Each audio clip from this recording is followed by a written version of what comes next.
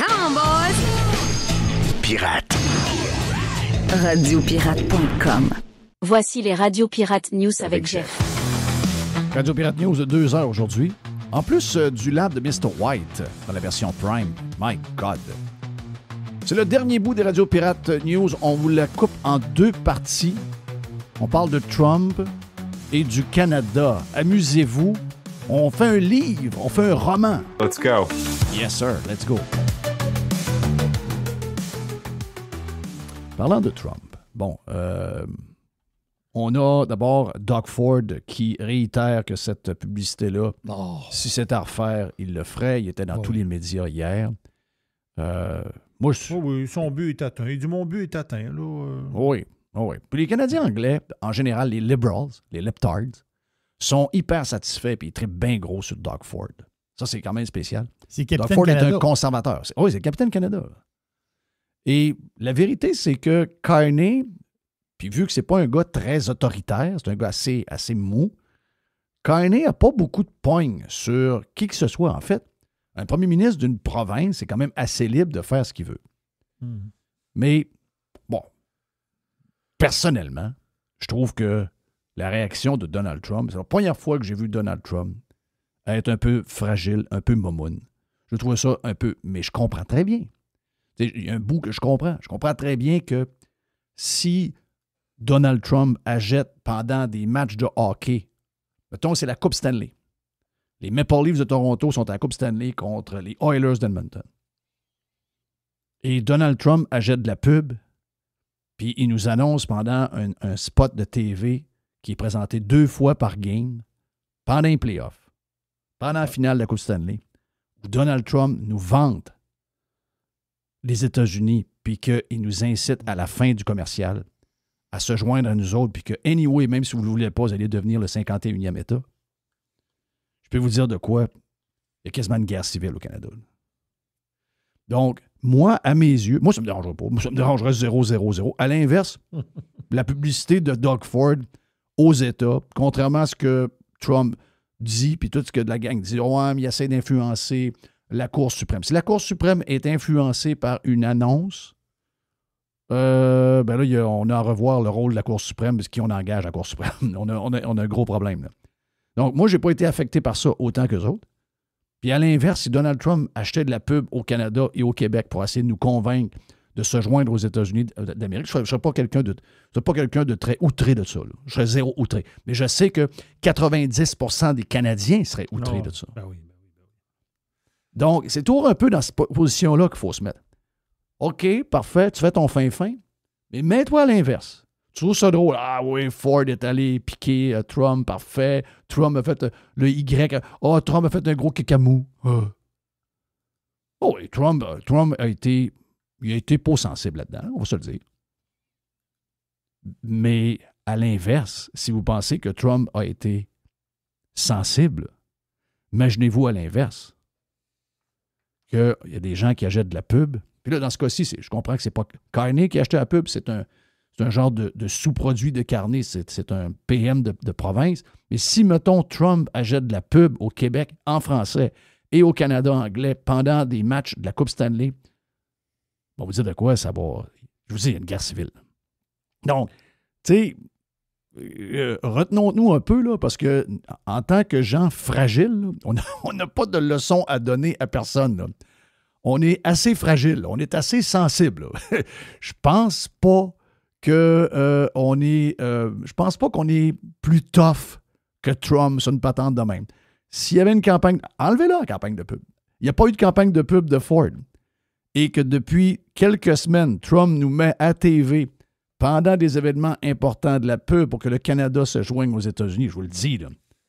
Il y a une guerre civile. Le monde est complètement fou, là. Donc, on va se calmer les nerfs là-dessus. Mais Ford ne regrette rien. Puis dans les faits, c'est que Carney n'a aucun pouvoir sur Ford. Can you talk to the Prime Minister about this and what I mean, he was pretty measured in Malaysia today. Sure. About you and about this situation. But how are relations with the Prime Minister? Are things strained now because of what's happened? Not at all. He saw the ad before I put it out, so did his chief of staff. They both saw it, and we moved forward on it.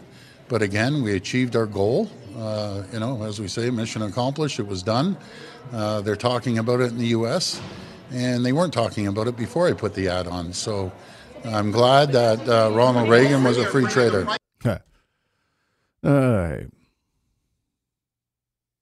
Je ne suis pas certain que le résultat va être celui que tu penses. Je ne suis pas certain que les entreprises qui vont être affectées par un 10 % de plus de douane vont aimer bien disant que ta mission accomplie. Je ne suis pas sûr de ça pantoute.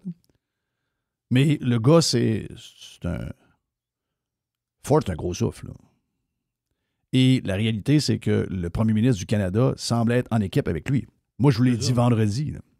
Si vous écoutez le podcast de vendredi, je vous ai dit, cette pub-là, c'est faite d'un commun accord avec Carney. Là. Et pourquoi je vous ai dit que c'est fait d'un commun accord? Lui, Ford, il ne vaut pas ça de même. Ford, c'est un poids de lièvre. Ford, lui, c'est un Harper. Là. Ça, c'est un gars qui est prêt à vivre puis à faire vivre à ses enfants et à ses petits-enfants la grande pauvreté pendant 30-40 ans. Mais pouvoir quand il sort de son bain froid, avec de l'eau qui a déjà été utilisée pour les autres avant, ben, il veut s'essuyer avec une serviette au drapeau du Canada. Là. C'est lui qui se lave le premier? C'est probablement lui qui se lave le premier. Bon, c'est ça. Il n'embarque pas dans le salle des autres. Non. Probablement lui qui se lave le premier. Mais Ford, c'est un anti-américain carabiné. Oh, oui. Comme 80% des Canadiens. Là, il se lève le matin, il mange l'américain, puis il se couche le soir, il mange l'américain. Oh, oui. Il a juste ça dans la tête. Là. Il a juste ça dans la tête. Mais lui, il ne sait pas. Lui, il ne sait pas pourquoi Carney a dit oui. Il ne sait pas. Il ne sait pas pourquoi Carney a dit go, oui, vas-y. Parce que là, on s'entend que Carney a l'air d'un câble. Mais il a l'air d'un câble, mais il savait ce qu'il faisait. Tu comprends? Mais il ne savait pas que le gros allait le dire publiquement. C'est que ça. Finalement, il avait présenté la pub à son équipe et que l'équipe, ils ont dit ouais, go ahead. Il y a un problème de com, là. Oui. Tu sais, il savait qu'il était dans le plan, il savait qu'il était dans le loop, mais il ne savait pas que le gros innocent allait aller devant les médias. Il disait, ben non, le premier ministre est au courant de ça, puis il nous a dit d'y aller. Ah, là, ça vient de fucker à patente un peu, parce que la vérité là-dedans, c'est que, contrairement à Ford, contrairement à Poilievre, parce que eux autres sont inspirés par Stephen Harper. Stephen Harper, c'est leur genre de gourou en arrière, et Harper le dit, je veux le dire pour une 49e fois, c'est pas 55e fois. Harper a dit publiquement qu'il aimait mieux que le Canada soit dans une grande récession et pauvre pendant une couple de décennies, mais de garder leur souveraineté, de garder le drapeau canadien, de garder l'identité canadienne, que d'être plus riche, plus gros, plus fort, et avoir un drapeau qui est mélangé avec les étoiles du drapeau américain. Puis s'il a dit ça, là, il sait très bien qu'une très grande majorité de Canadiens anglais vont être d'accord avec ça. Ben oui. Ben oui. C'est sûr, sinon il l'aurait pas dit. Sinon, il l'aurait dit juste à ses proches. Moi, regarde, moi j'embarque pas là-dedans. Je sais pas vous autres, je sais pas que. On est une grande famille de pirates, mais en même temps, on est des milliers de personnes qui pensent tous différemment, qui ont différents feelings. Mais moi, ça m'intéresse zéro. Moi, ça m'intéresse zéro. Ben notre but, là, en tant que citoyen, là, ça devrait toujours être d'améliorer nos vies. Toujours d'améliorer nos le conditions. drapeau, puis la couleur, puis le si. Je veux dire, à un moment donné, ça change quoi? Moi, dans mon Un pays, c'est portefeuille? une business. Là. Un pays, c'est une business. Une business, il n'y a personne qui s'en va dans sa business le matin, puis son but, à part la gang la gang qui vend du gaz au Québec, là, du gaz naturel. Mais la majorité des autres entreprises dans le monde, quand ils rentrent le matin dans leur business, c'est pour la faire grossir. Pour avoir plus d'employés, pour avoir plus de profits, pour avoir plus de redevances aux actionnaires, etc., pour que leurs employés aient de meilleures conditions.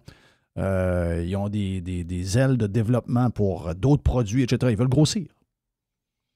Bien, un pays, c'est la même chose. Tous les pays du monde rêvent à ça, d'ailleurs. Tous les pays rêvent à être plus. Oui, il y a des histoires de nationalité, il y a des histoires de souveraineté, il y a des histoires d'identité, il y a tout ça, ça c'est clair.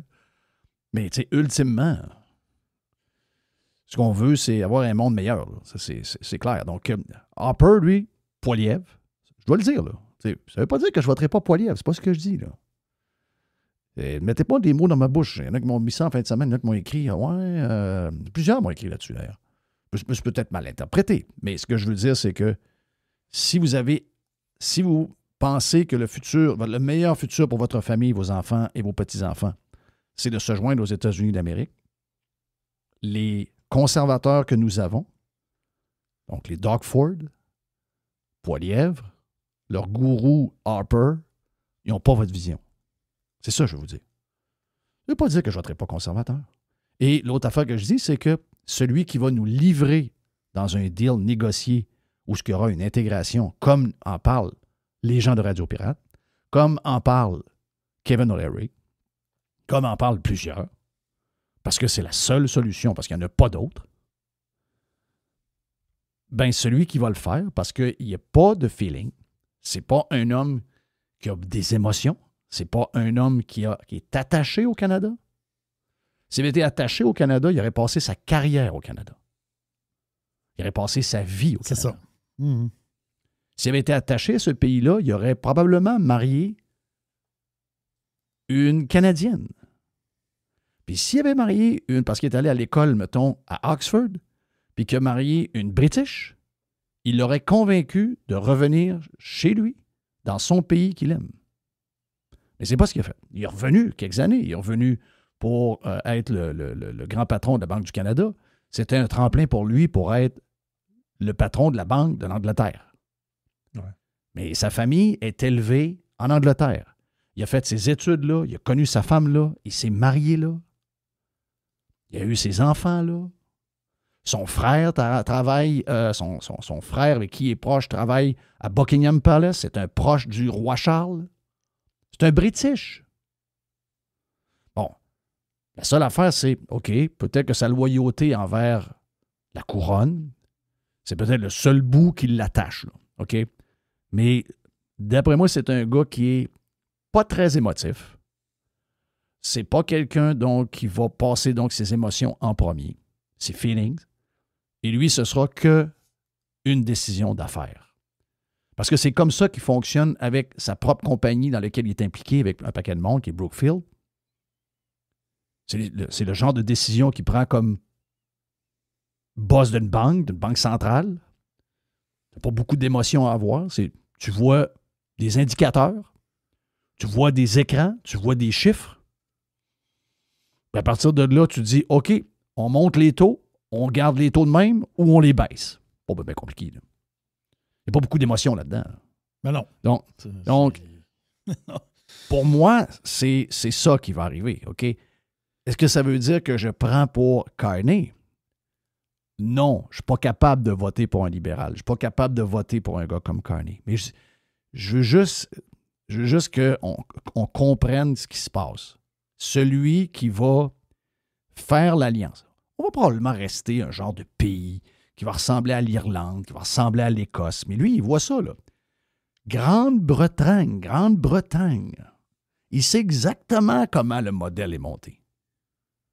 Et c'est probablement lui qu'il veut répéter avec les États-Unis d'Amérique. Et celui qui va le faire, c'est lui, là. C'est pas Poilievre, c'est pas Ford. Donc, quand il a fait ça, quand il a accepté que Ford fasse ça, les gens au début disaient, mais voyons donc, gros imbécile. Moi, je suis arrivé vendredi, j'ai fait le podcast, j'ai dit, les amis, c'est sûr que Ford a fait ça avec le thumbs up de Carney. Parce que lui, Ford, gros imbécile comme il est, lui, il est certain qu'il a fait ça. Là, bon, il a fait ça pour aller à CNN, il a fait ça pour aller à ABC News, il a fait ça parce qu'il fait un beau tour de. Il se promène. Là. Il est comme devenu le capitaine Canada. Là.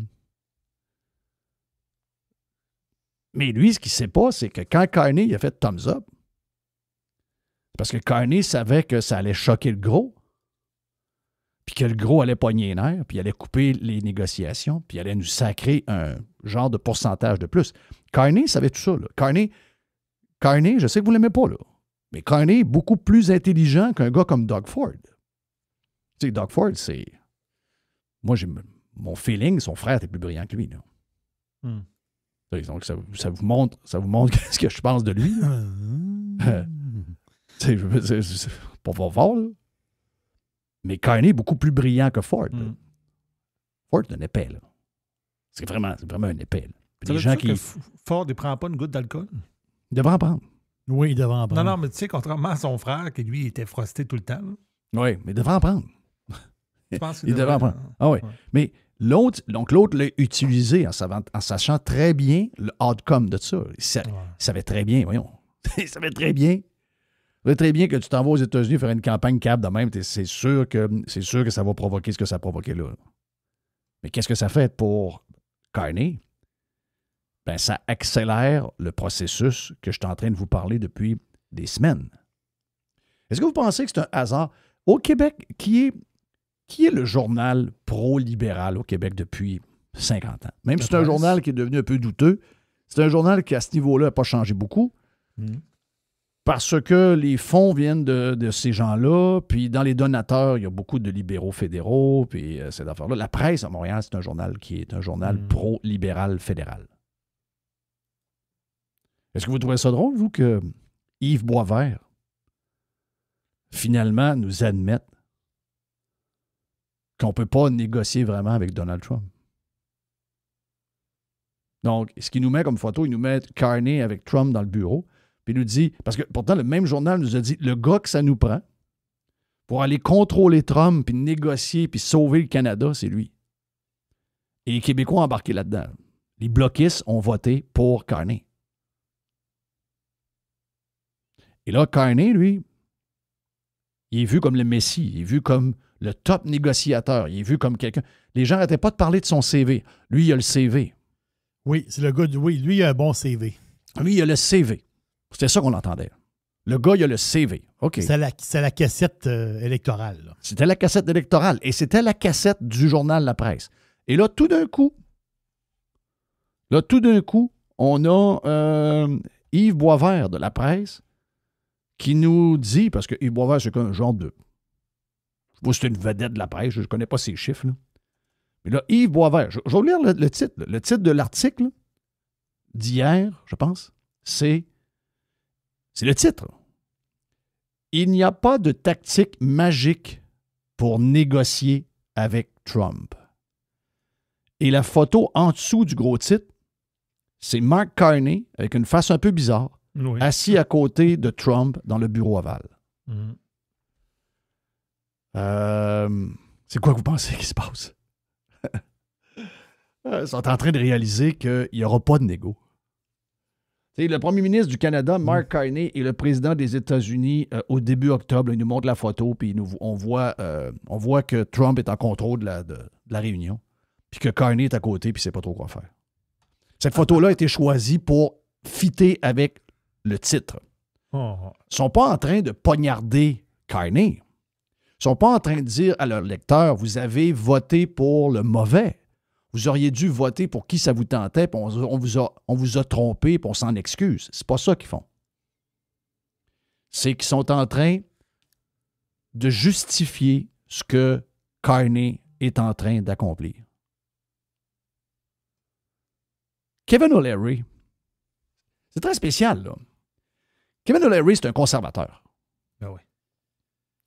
Kevin O'Leary s'est présenté pour être chef du Parti conservateur du Canada il y a quelques années. Là.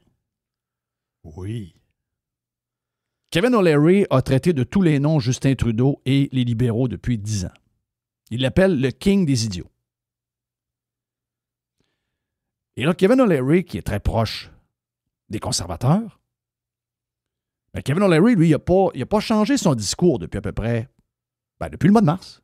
Si vous prenez des audios ou prenez des bouts sur son Instagram, vous allez voir que son discours est le même depuis le mois de mars.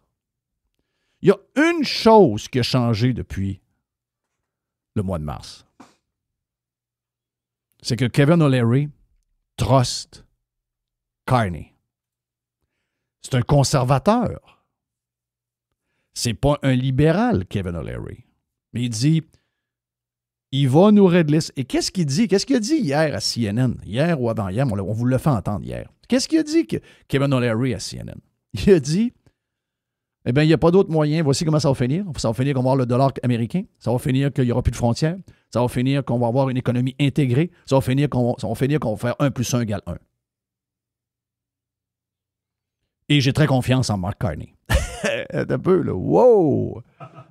Lui, O'Leary est à la même place que nous autres. Là. Donc, pensez tout bien pas que Kevin O'Leary, qui nous raconte comment ça s'est passé à Mar-a-Lago.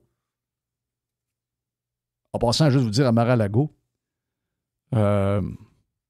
j'ai aimé l'intervention hier du gouverneur de l'État de la Floride, Ron DeSantis, sur Fox. Parce que la dernière fois que M. He est venu, il est venu à San Francisco. Et quand il est venu à San Francisco, il y a peut-être 1 an et demi, 2 ans, Gavin Newsom a été obligé de enlever les mendiants de la rue, nettoyer avec des gros camions, avec des machines d'impression. Nettoyer à sous. Nettoyer à sous. Et là, Trump a annoncé hier qu'il va voir M. Xi la semaine prochaine, ou cette semaine, puis que M. Xi va venir peut-être à Washington, mais probablement plus à Mar-a-Lago, à West Palm, ou à Palm Beach. Et DeSantis a répondu, en tout cas, d'une autre, s'il vient, on n'aura pas besoin de nettoyer la ville, c'est déjà propre. Donc, les rapprochements avec la Chine vont bien. Ça a l'air à se tasser. Donc, le seul pays où ça ne va pas dans les négociations sur le trade, le seul pays avec qui ça ne va pas, c'est le Canada. Là. Mais on sait bien que ça pourrait bien aller. Là. Si la Chine est capable de s'entendre assez rapidement avec Trump sur les tarifs et toute la patente, c'est que ça veut dire que l'équipe de négociation est parlable. Ça doit être c'est plus facile qu'on pense de régler les petits points que ce qu'on nous montre dans les médias, puis ce qu'on nous dit. Il y a beaucoup de noise, mais la vérité, c'est que finalement, ça se règle assez facilement. Si on est capable de régler le conflit entre Israël et le Hamas, on est probablement capable de régler des patentes avec les terres rares, les ci, les ça, quelques niaiseries de même. Mais le seul pays, comme par magie, qui, au lieu de se rapprocher, toutes les autres se rapprochent. Il a finalisé quoi là, en Asie? Il a finalisé le Japon, il a finalisé l'entente avec la Chine qui s'en vient, la gang du Vietnam. C'est un après l'autre, là. Et pourtant, Carney est à la même place que lui, là. Ils sont à 2-3 chambres de différence un de l'autre. Puis là, Trump dit « Ah, j'y parlerai pas à lui. » Lui qui fasse son temps, c'est sûr que j'y parle pas. Donc, le seul pays, et ça, c'est depuis le mois de mars en passant, c'est pas nouveau de là, là. Depuis le mois de mars, le pays avec qui les États-Unis ont le plus de difficultés à négocier, c'est le Canada. OK, partie numéro 1 de ce roman, pas trop fiction. Des bouts spectaculaires qui s'en viennent dans la deuxième partie. Donc, restez avec nous autres après la pause sur Radio Pirate. On continue les Radio Pirate News, OK? I love it. Radiopirate.com. Radio Pirate. Faites partie de l'invasion. Radiopirate.com. Radio Pirate. 100% 100% Pirate. Voici les Radio Pirate News avec Jeff. Partie numéro 2 des Radio Pirate News qu'on vous offre sur la version gratis. Oui, toujours dans le même sujet, c'est la continuité, on s'amuse. On est dans un genre de roman pas trop fiction pour vous autres. Amusez-vous. Trump, Carney et le Canada. Let's go. Let's go. Le pays avec qui les États-Unis ont le plus de difficultés à négocier, c'est le Canada. Parce qu'avant, on avait c'est pas moi qui le dis, c'est Kevin O'Leary. On avait le king des idiots. C'est ce que Kevin O'Leary dit. Et par après, on a mis un gars que Trump aime, mais qui est en train de faire la job par en dessous pour être sûr de faire l'intégration économique. Il la connaît. Il est en Grande-Bretagne. Il sait comment le faire. Il a juste à répéter ce qu'il a fait avec l'Irlande et l'Écosse, puis de dire, écoutez, on va créer The United Kingdom. On va appeler ça The United North America, tiens. Donc, on va se baser sur ce que moi je connais, puis on va s'entendre sur la même affaire. On va négocier pour être sûr qu'au lieu d'avoir une entente de 8500 pages, on a une entente de 1 page. Il faut que ce soit le plus simple possible. C'est ça qu'il fait. C'est ça qu'il est en train de faire. Puis il a utilisé le gros Ford, parce que le gros Ford, c'est un gros cave. Il l'a utilisé pour être certain de, non pas que ça s'arrange, Parce qu'on ne peut pas s'arranger. Dans le deal, il ne faut pas qu'on s'arrange. Plus on va être loin un de l'autre, plus notre souveraineté économique ou notre développement futur économique est en jeu, et plus, à un moment donné, comme la presse vient de le faire, comme le journal La Presse, qu'est-ce que la presse vient de rendre les armes? La presse vient de dire à ses électeurs, on vous a dit de voter pour Carney, mais malheureusement, il n'y a pas de tactique magique pour négocier avec Trump. C'est le titre de l'article. C'est exactement ce qui se passe avec Carney. Donc, je tenais à l'expliquer parce que plusieurs m'ont écrit au cours de la dernière semaine. Jeff, es-tu en train de nous dire que tu vas voter Carney? Non. Je suis en train de vous dire ce qui est en train de se passer. Je suis en train de vous dire comment ça va finir. Les Canadiens vont virer fous. Les Canadiens vireront fous. C'est ça où ils crèvent. Je sais qu'il y en a plusieurs qui aiment mieux crever, mais pas moi. La majorité des Canadiens vont virer fous. Là. Ben, ils vireront fous. Ils vireront fous. J'en connais 3-4, là. J'en connais 3-4, là, directement, là, qui vont complètement sauter en gasket, là. Ils sauteront en gasket. Il va falloir qu'il y ait absolument... Ils vont besoin d'un psychologue, là. Ben, ils iront voir un psychologue.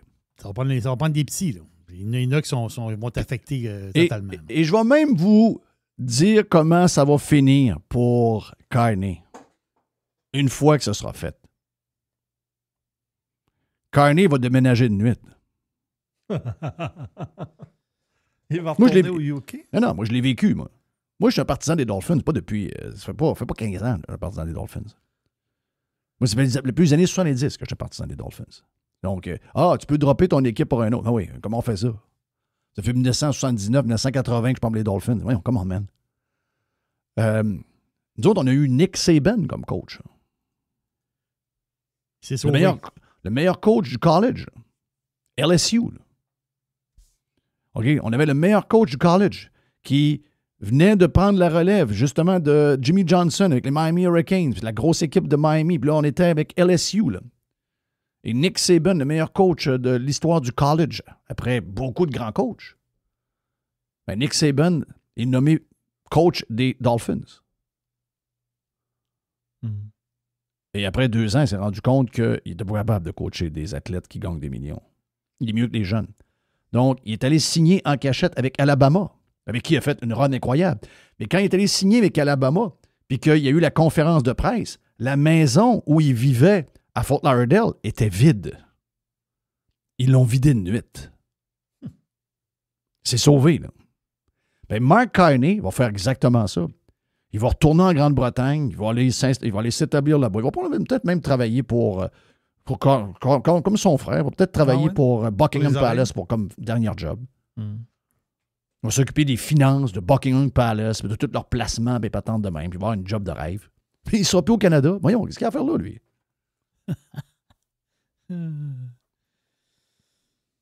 Est-ce que vous l'aimez, mon roman? Ben, je l'aime certain.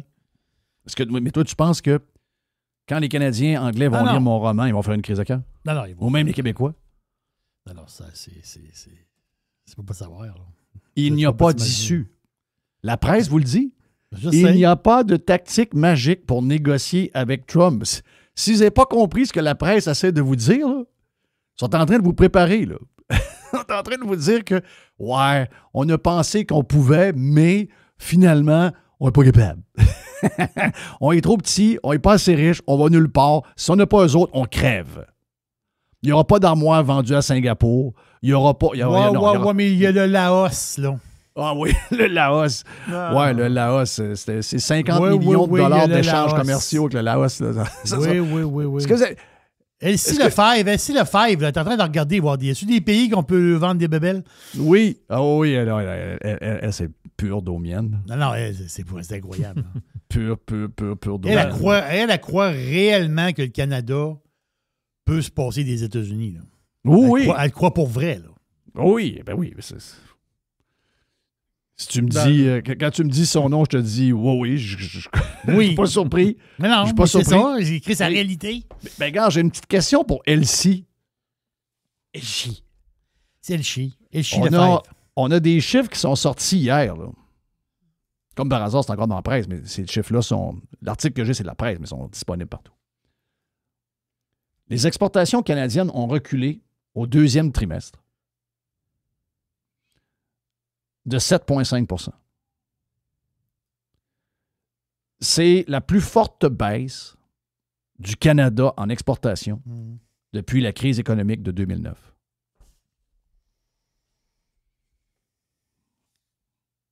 Sérieusement? Sérieusement, vous voulez essayer ça? Ça n'arrivera pas parce que le gars qui est là va vous vendre avant de partir de nuit. Puis, ce qu'il va faire, c'est probablement qu'il va vous sauver le cul. Vous serez fâché pendant 2 mois, vous serez fâché pendant 2 ans. Mais c'est ça qui va permettre à vos enfants et à vos petits-enfants d'avoir un steak dans le milieu de la table. Parce que sinon, ils vont manger du ballonné en tabarnak. Donc, nous autres aussi, on va même en là, manger du ballonné, ballonné. je ne suis pas sûr. Ça va être pas mal plus des pois chiches. Ouais. C'est pas mal. Nous autres aussi, on va en manger du ballonné. Ben, c'est ça que je te dis. Non, mais on dit nos enfants. Non, nous autres, Oui. nous autres aussi, là. Donc, voilà, c'était mon... Je suis en train de lire le texte de Boisvert. Puis, il arrive à peu près au même constat que toi. Là, tu sais. Il dit « L'autre réalité que plusieurs font semblant d'ignorer, c'est que le Canada n'a pas un grand pouvoir de négociation à court et moyen terme. Gadon. L'énorme économie américaine montre quelques impacts négatifs de la politique tarifaire déréglée du président, mais elle peut absorber beaucoup de chocs sans trop souffrir globalement. » Il dit ce n'est pas le cas du Canada. Déjà, les exportations sont en baisse et plusieurs secteurs économiques souffrent des politiques de Trump. Ça paraît. Ouais. OK, regarde, je vais saluer Yves Boisvert. Yves Boisvert est en train de faire un job des libéraux fédéraux. Là. Il y a quelqu'un qui l'a rencontré, c'est clair. Là. Yves Boisvert n'a pas découvert ça par lui-même. Peut-être qu'il l'a découvert par lui-même, mais jamais il l'aurait écrit, jamais il aurait fait son coming out de même. Là. C'est parce que quelqu'un est allé le voir et il a dit « Ouais, il est donateur de la presse. » Tu sais que la presse, s'il n'y a pas de donateur, s'il n'y a pas de subvention pour les salaires. Qui a donné les subventions pour les salaires à la presse? Qui a donné le droit à la presse d'être un genre d'organisme qui permet de prendre les dons et de donner des genres de reçus? C'est le fédéral, là. C'est les libéraux, là. Ben, quand il rencontre le boss de la presse avec un des plus gros éditorialistes de la presse, il dit « Les boys, vous savez que si on n'est pas là, les donateurs libéraux qui sont là depuis toujours, puis après ça, les lois qu'on a passées pour vous permettre d'opérer, vous savez que ça se peut qu'il n'y ait plus de presse. Donc, voici ce qui se passe. Puis tu diras que c'est toi qui le vois. OK? Alors, c'est pas bien dur, là. T'sais, Yves Boisvert là, est capable de le voir. Je ne dis pas qu'il n'est pas capable de voir ce qui est écrit, mais de là à l'écrire, c'est parce qu'il faut qu'il l'écrive. Il faut qu'il prépare la gang. Oui, mais des élections au Canada avant Noël, il y a des rumeurs de ça. Là. Ben oui, mais c'est sûr. Mais qu'est-ce que tu penses qui va arriver? Les Canadiens vont voter massivement pour Carney. Là. Les Canadiens sont contents. Mais là, ils sont pas déçus, les Canadiens. Ils sont pas déçus. Ils sont zéro. Du résultat présentement? Ah non, moi, je suis dans plein de fils. Je suis plein de genre de gars assez populaires là, sur X à travers le Canada. Eux autres sont tous thumbs up, là, sont elbows up, la white don, le drapeau canadien, incroyable. Regardez ça quand il répond, comment il est sûr de lui, comment c'est un gentleman, comment il est bon, comment il est clair. Ah non, ils l'aiment, eux autres, à mort. Là. Ils sont pas au courant qu'il va il va livrer le Canada aux États-Unis et que quand ils vont vouloir aller botter le cul, il ne sera plus dans la maison, il va être déjà de retour chez eux en Grande-Bretagne. Puis déménager si Poilievre rentre au pouvoir. Poilievre ne rendra pas au pouvoir. Mais s'il rentre, le dernier sondage, Nanos, il est à 37. Les libéraux sont à 39. Mm-hmm. Non, mais regarde le nombre de sièges. La raison pourquoi ils déclencheraient des élections pour le mois de décembre, c'est vraiment parce qu'ils savent qu'ils ont une majorité quasiment assurée. Là. C'est sûr, tu vas me dire, pendant une campagne électorale, il peut arriver plein d'affaires. Là. Ça, oui. Mais... il n'y a plus de division de vote, il n'y a même plus d'NPD. Il n'y a plus d'NPD. Il n'y a plus d'NPD. Quoi qu'au dernier sondage, le NPD, bizarrement a monté. Là. C'est bizarre à comprendre c'est quoi l'histoire. C'est qui le chef du NPD? C'est Elisabeth May? Ça pourrait être Elisabeth May, la chef du NPD? Ouais! Doug Ford! C'est incroyable. Donc, c'est ça mon scénario. OK? C'est lui mon roman. Et ce n'est pas un roman fiction. Mm-hmm. C'est juste... tu t'assois, tu regardes. C'est réglé, là. Tu regardes 3 minutes, c'est... Oh. Ça ne peut pas être plus clair que ça, là. Oui, mais le CF Montréal ne peut pas gagner le championnat de la Ligue de je ne sais pas trop quoi. Là. Ils ne peuvent pas gagner le championnat de la MLS, pas tant que ça. Le Canada, c'est le CF Montréal. Le Canada, écoutez, ma fille, hier, Justine, elle me dit « Hey, Pat, je repensais au documentaire là, des expos. » Elle dit « C'est vraiment pas beau hein, pour nous autres, cette affaire-là. » Elle dit « C'est même décourageant pas mal. » J'ai dit « Ouais. » Mais j'ai dit « C'est pas mal représentatif de ce qu'on est, là. » C'est ça qu'on est. Les Blue Jays, il y a 22 joueurs américains dans le club. Juste vous dire ça. Les Blue Jays, c'est le beau ça. Il y a 22 joueurs américains dans votre club. 22. Sur 27. Ouch. Oh, ouais, il y en a 22. Donc, même ça, c'est fake. Là. Même ça, c'est pas vrai. Là. C'est pas à cause que tu as une feuille d'érable sa calotte que tu es c'est pas parce que tu as une feuille d'érable après comment on appelle ça en français? Un J, c'est un... Voyons, le jet bleu. Un jet bleu. Hein? Un jet bleu. Le jet bleu. Il y en a chez nous, c'est vraiment beau. Un jet bleu, oui, c'est beau. On a plein. Ouais. Puis c'est-tu vite un peu, hein? Comme des ça a l'air que c'est agressif un petit peu. Oui? Ouais, ça a l'air que c'est agressif comme oiseau. Eh bien. Donc, voilà pour les Radio Pirate News. Alors, c'est drôle. Le texte de Boisvert est écœurant. Écœurant. J'ai envie de te lire juste un dernier paragraphe, OK? Ah ouais, vas-y. Dans le cas du Canada, ce serait quoi la stratégie géniale? Il n'y en a tout simplement pas. À partir du moment où le président américain a décidé de mettre à genoux son meilleur partenaire économique, aucune tactique ne peut l'en empêcher. On ne peut que se préparer, chercher des plans B. Non, Yves, là, Yves a rendu les armes. Oh oui, lui, il dit là, il n'y a rien à faire. Là. Les plans B, Mélanie Joly, elle a des plans B, elle. Ah, Mélanie. Ah oui, non, elle a des très bons plans B. Elle a dit, on va donner de l'argent au monde qui vont perdre leur job. Oui, exact. Ah oui, mais là, ça va t'offrir combien de temps, ça? Ah, je suis tanné, moi, de payer. Ah, c'est que je suis tanné de payer. Elle va donner de l'argent au monde qui perd leur job. Ah, elle, c'est... Wow. On va donner de l'argent. Payer tous les gens qui perdent leur job à cause des tarifs. On va payer votre salaire pendant des années. Belle! Voyons. OK, ouais. OK. Oui. OK, oui. T'es passé dans le trou encore le même? Oui, c'est ça. Dans The Grand Illusion. C'est le Grand Illusion en esti, pareil. Oui. Hier, j'ai regardé, avec les provinces, c'est 2,3 trillions de dettes, le Canada. Là. Et... Ouais, mais les États-Unis, c'est 38 trillions. Les États-Unis, c'est 38 trillions. As-tu vu? Il y a... Sur le S&P 500, il y a 450 compagnies américaines. Puis on en avait une canadienne, puis elle a pris le bord, c'est Lululemon. On faisait de la guenille. Je veux dire, on peut pas être là, on peut pas suivre. Là. À un moment donné, il va falloir faire quelque chose. Je veux dire. En plus, on a le baril, nous autres, le baril de pétrole, on n'a tellement pas de clients. On est tellement fourré qu'on le vend en bas du prix du marché. Là.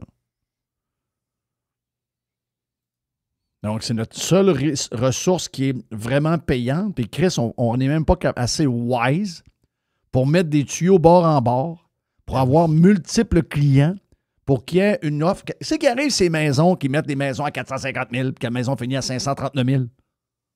Qu'est-ce qui arrive? Il y a plusieurs acheteurs. Ben, le pétrole, c'est ça. Là. Puis là, on dit... D'ailleurs, on me posait une question. Tu sais, tout le monde en veut à Trump. Mais tu sais, je l'écoutais hier, puis je regardais aller. D'accord ou pas d'accord? On peut pas être tous d'accord ces affaires de Trump, parce que Trump fait tellement d'affaires. Puis il dit tellement de choses, puis il est tellement sur un paquet de dossiers que c'est impossible d'être à 100% d'accord sur tous les points. Je veux dire, il fait plus en une journée que 4 ans de Biden. Donc, c'est sûr que quelqu'un qui fait rien, tu ne peux pas être en désaccord avec lui. Quelqu'un qui fait 1001 affaires à chaque jour, de temps en temps, il y a des affaires lesquelles, ouais, ça c'est ordinaire, ouais, ça. Mais le reste, il dit, calisse, le gars, il est en train... C'est capoté. Il débarque en Asie, à peu près 3 heures après, il est avec le gars de la Thaïlande puis le gars du Cambodge. Il se tape sa gueule depuis des années. Trump est dans le milieu avec le papier. Puis il danse. OK, on fait la paix, boys. Oui, c'est ça. C'est ça, là. On signe ça, là, puis c'est fini, l'histoire. Tabarnak. Il vient de débarquer, câlisse. Donc, OK. Mais nous autres, ils font quoi, les nôtres? C'est ça. Ils font quoi, les nôtres, de leur journée? Je sais pas qu'est-ce qu'ils font. C'est quoi, là? Qu'est-ce qu'ils font? Des petits niaisages. Les nôtres font juste brasser de la marde. Au Québec, ils font juste brasser de la marde. Le seul but, c'est de vous enlever des droits de vous taxer. C'est juste la seule affaire qu'ils ont en tête. Dépenser, taxer, payer le gros prix pour quelque chose qui vaut rien. Puis Carney, c'est quoi? Qu'est-ce qu'il fait Carney de ces journées? Je sais ce qu'il fait par en arrière. Je sais ce qu'il fait. Il est en train de livrer le Canada. Mais en réalité, si vous tripez sur Carney, il fait quoi, votre Carney? Qu'est-ce qu'il fait? La seule affaire qu'ils font, c'est qu'ils créent des fonctionnaires. Qu'est-ce qu'il fait? Quelqu'un me dit, ah, Carney est bon. OK, il est bon de quoi? Il a fait quoi de bon? Ben là, non, mais qu'est-ce qu'il a fait de bon? C'est quoi qu'il a fait de bon? Parce qu'il est quand même là depuis un bout, là. Il a rien fait. OK, ouais.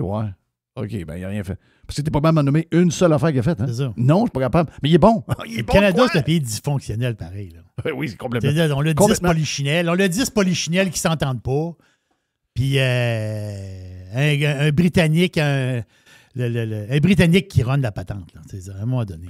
Si tu me dis il y a des projets de pipeline qui sont partis à la grandeur du Canada, des projets de raffinerie. Mais ça devait être ça. Ça devait être ça. Oui. Si tu vas sur le web, tu vas lire ce qu'il se disait au printemps. Ça se part pas de même. Non, c'est pas ça. Oui, ça se part de même. Oui, ça se part de même. Oui, ça se part de même. Oui, ça se part de même. Oui, je vois. On s'en va à une place, t'en vas avec les ingénieurs, les gars, c'est là que ça va passer. On commence, les machines arrivent, on commence la semaine prochaine, ça part, puis dans 2 ans, c'est fini. OK? That's it. Ouais, oui, je vais la réparer, la porte du cabanon. Je vais la réparer, la porte du cabanon. La 20 semaines d'après, chérie, vas-tu la porte du cabanon, elle ne ferme pas. Non, je vais aller la réparer, la porte du cabanon. Oh oui, ça sent bien. La fin de semaine d'après, la porte du cabanon ne ferme pas encore. Les chéris, je vais y aller. À un moment donné, il faut que tu sortes dehors, tu ailles la réparer, la maudite crise de porte. Chris, qu'est-ce qu'ils font? Le gars, il fait quoi? Ah, c'est pas bon. Moi, je vais y mettre un tag, Christophe. On va Hey, moi, là, je t'avais tabarouette Ça, c'est une idée pour Éric Duhem. On va taguer les politiciens, esti. On va lui mettre un passé dans le cul. On va y suivre, esti. Ouais. Hey, tu sais non, que... Christophe, non, attends un peu, là. Tu dis, la liberté. Non, la liberté. T'es-tu politicien, toi? On va te mettre une pastille dans le derrière. On va te suivre. C'est quoi tu fais, esti? Ça va faire, là. Moi, j'ai plein mon casse. Est-ce que tu sais que notre idée de que François Legault achète le casse-croûte Neuville a fait un bout de chemin? Oui, j'espère. Ben oui. J'ai parlé avec Denis cette semaine. Propriétaire du casse-croûte, qui est à vendre, en passant. Puis, premièrement, je savais pas que le garde du corps numéro 1 de François Legault se bâtit à pas bien loin du casse-croûte. Ah, tu veux?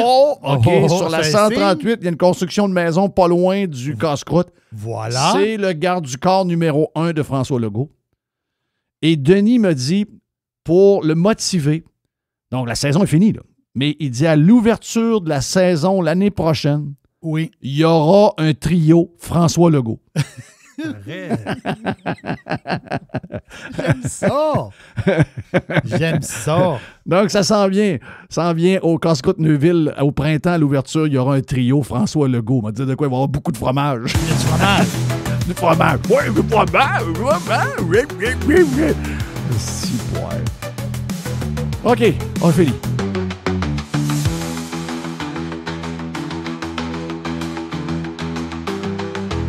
Radio Pirate. Pirates Wanted. Please stand up. Go! Radiopirate.com.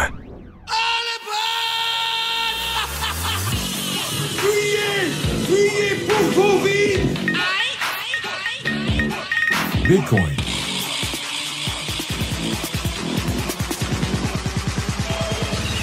Drill, baby, drill, right? Drill, baby. Oh, yeah.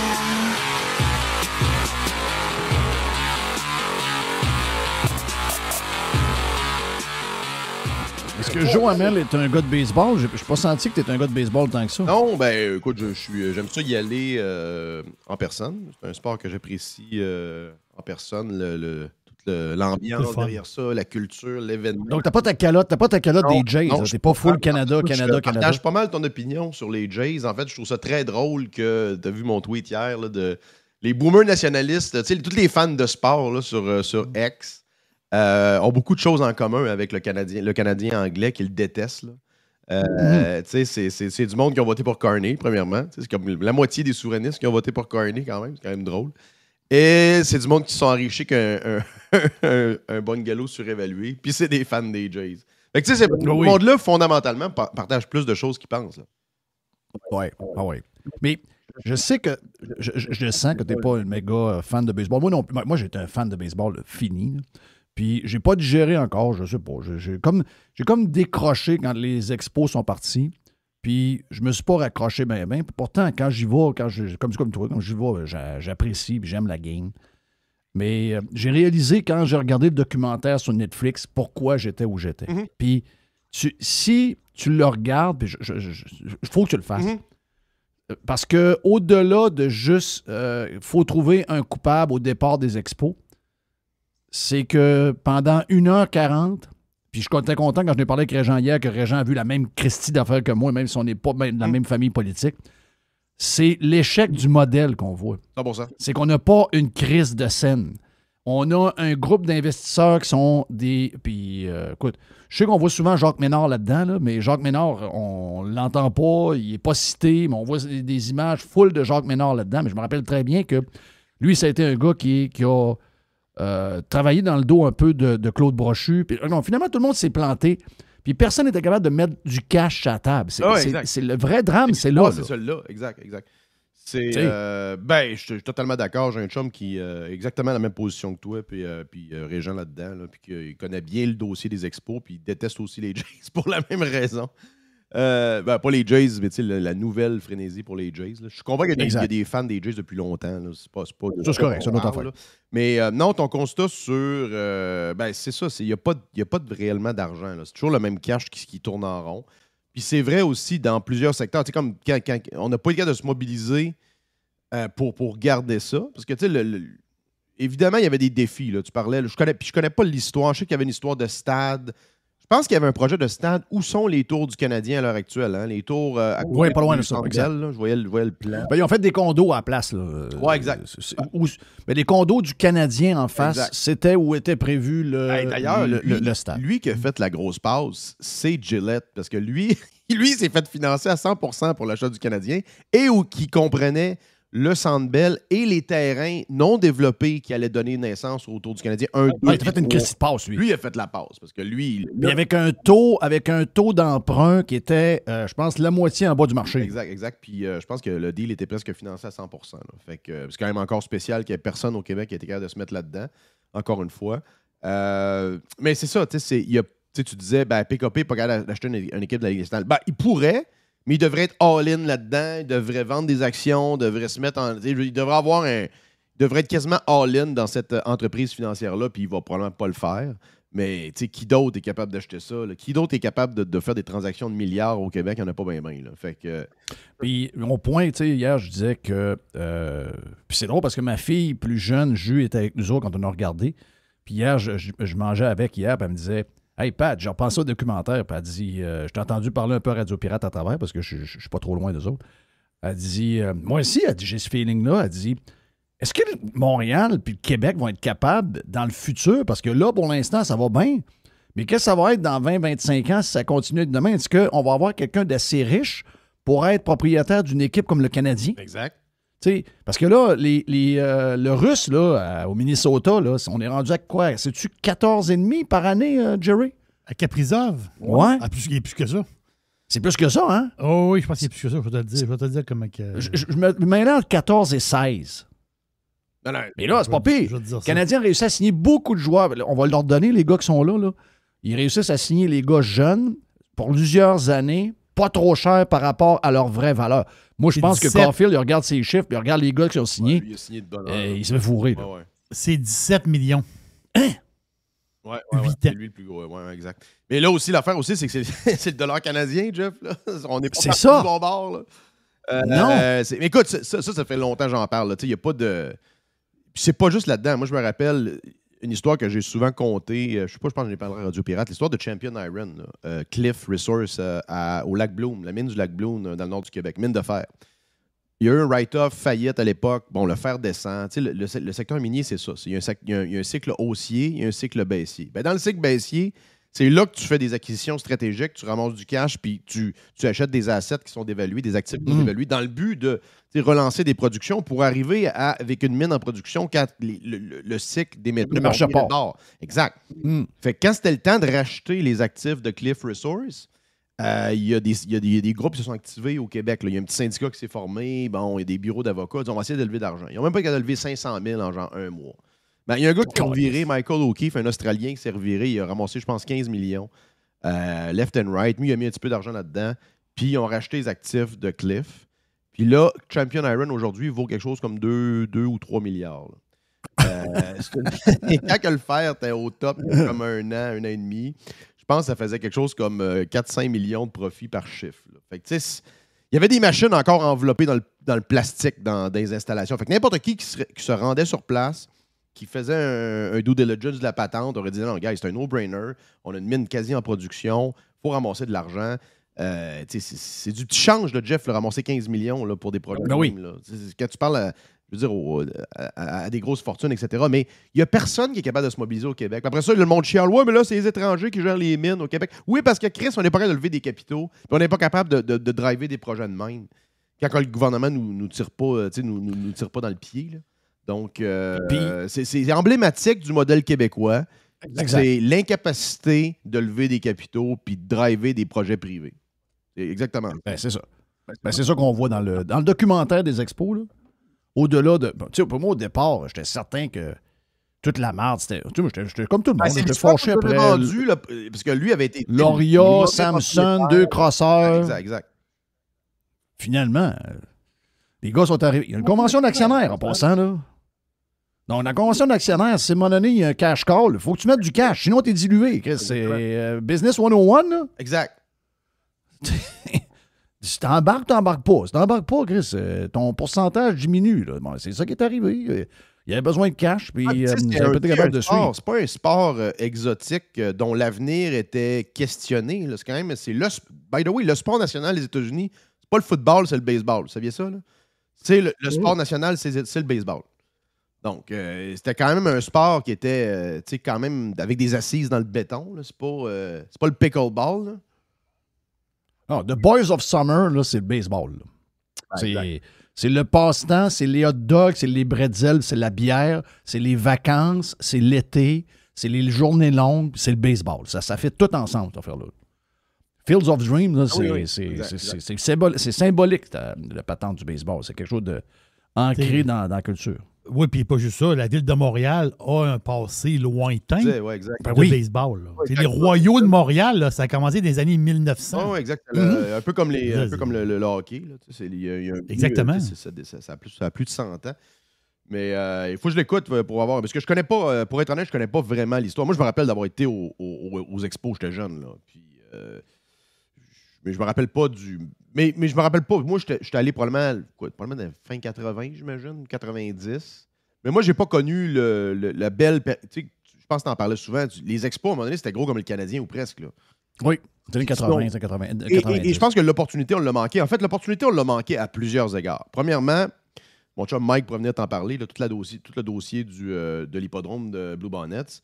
Le casino n'aurait jamais dû être sur l'île Notre-Dame. Le casino aurait dû être à Blue Bonnets, comme Yonkers, comme tous les complexes hippiques en Amérique du Nord, le casino est là.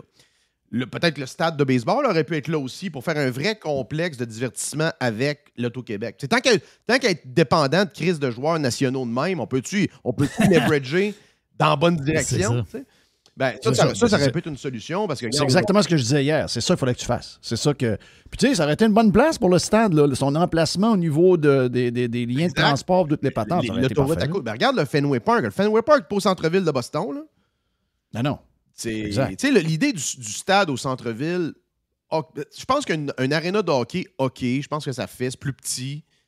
Un stade de baseball, ça peut être en périphérie. Il y en a plusieurs, en fait, là, qui sont en périphérie des grandes villes. Là. Mais tout le monde, il rêve beaucoup du stade au centre-ville. Mais je pense pas que c'est essentiel. Ça aurait été un bon move de consolider ça autour de Blue Bonnets, à mon avis. En tout cas, regarde, c'est à regarder parce que moi, j'ai embarqué dans l'histoire dans le temps que les deux salauds d'Américains sont venus nous faire les poches, mais tout finalement, tu regardes l'histoire, tu dis OK, ouais, c'est pas de même que ça s'est passé. Il y a combien d'affaires de même qu'on s'est fait bourrer qu'avec le recul? Ah, c'est qu'il y en a plein. C'est ça qui m'a mis en sacrement. Je me suis dit, il y en a combien d'histoires de même qu'on s'est fait bourrer, puis s'est fait répéter, puis rentrer dans la tête. La grande noirceur, quand on fouille un peu. La grande noirceur, tu pourrais inviter, à mon avis, Vincent Gelozo qui pourrait t'en parler pendant 1 heure. Là. Exact. De curriculum du dôme, là. C'est tout ce qu'on nous a rentré dans la gorge, ben il y a beaucoup de side notes, il y a beaucoup de notes de bas de page à lire là-dessus. Là. Mais ça. En tout cas, tout ça pour dire que Doug Ford a profité du baseball pour faire une pub. Bon, il y en a qui disent... le fond de la pub, là, moi, j'en ai parlé vite, là, puis je pense que tu es d'accord avec ça, là. Quand on regarde, ceux qui ont lu sur Reagan savent très bien que Reagan, c'est pas un gars de tarif. Reagan, c'est un gars de libre marché. Les tarifs, comme il l'explique dans le bout qui a été enlevé, c'est à utiliser de manière sporadique. Exact. Quand tu sens qu'un pays avec qui tu fais affaire te fourre en subventionnant ou en faisant des tactiques déloyales qui peuvent nuire à ton entreprise et à tes travailleurs, ça, c'est sûr que c'est un moyen de se protéger. Dans le cas des chars chinois, c'est un peu ce qu'on comprend. Les chars chinois, à 25 000, si jamais c'est ce que vous voulez, la raison pourquoi ils ne sont pas chers, c'est qu'une grosse partie des chars qui sont produits par des compagnies qui sont détenues en grande partie par les gouvernements, puis ces chars-là, c'est du dumping, sont probablement financés à la hauteur de 10-15 000 $ pour chacun des chars qui sortent de l'usine par le gouvernement chinois. OK? Donc, à ce moment-là, si vous dites qu'il n'y a pas de tarif sur ces chars-là, ben vous avez une concurrence déloyale. Bon, mais généralement, un gars comme Reagan, c'est un gars de open market. Là. Je veux dire, on ne prend pas ça là. C'était Reagan, c'est Mulroney. C'est ça. Puis, exact. Le Mexicain à l'époque. On ne peut pas réécrire l'histoire là, quand même. Là. Je veux dire, c'est quand même assez... Donc, mais ils ont quand même altéré le vidéo pour le mettre légèrement à son avantage. Sur le fond, ils ont raison. Mais j'essaie d'imaginer... Finale de la Coupe Stanley, les Maple Leafs de Toronto contre les Oilers d'Edmonton. C'est McDavid contre Matthews, puis tout ça. Et là, match numéro 7, première pub qui part, première période. Donald Trump qui achète 60 secondes de pub du premier bloc de pub du match et qui nous vend le 51e État puis qui nous dit « Vous n'aurez pas le choix. » On va dire de quoi... Les lip-tards canadiens, les elbows-up canadiens font une crise de cœur pendant le match. On passe de 10 millions de téléspectateurs à 5 millions en l'espace de 60 secondes. Regarde, les ambulances sont débordées. Il y a du monde dans les hôpitaux, crise de cœur bord à bord. Tu peux aussi imaginer l'espèce de crise, l'espèce d'hystérie qu'il y aurait eu si un premier ministre Poilievre aurait fait ça avec Biden. C'est l'inverse, mettons, là. Ou un ministre provinciaux conservateur. Ben, lui, ça en est un, là, mais c'est un innocent. C'est pas vraiment un conservateur. Mais imagine un peu l'inverse de la situation. Là, ça va dans la direction du narratif des médias. Mais à la base, là, ce qui est fou, OK, c'est que là, on est probablement au sommet du pouvoir de Trump. Là. Avant les mi-mandats, un président qui a été réélu.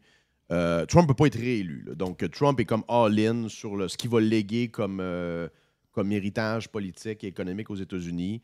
On voit, regarde, tu as des résultats concrets. Là. L'Argentine, là, je pense que la dernière partie de l'élection, ça a été tilté par la menace que les États-Unis se retiraient si Milei ne gagnait pas.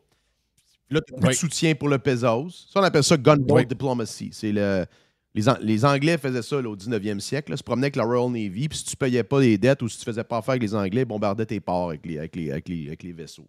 C'est gunboat diplomacy. Ben, Trump, c'est ça, sauf qu'il menace avec la Fed et le département du Trésor.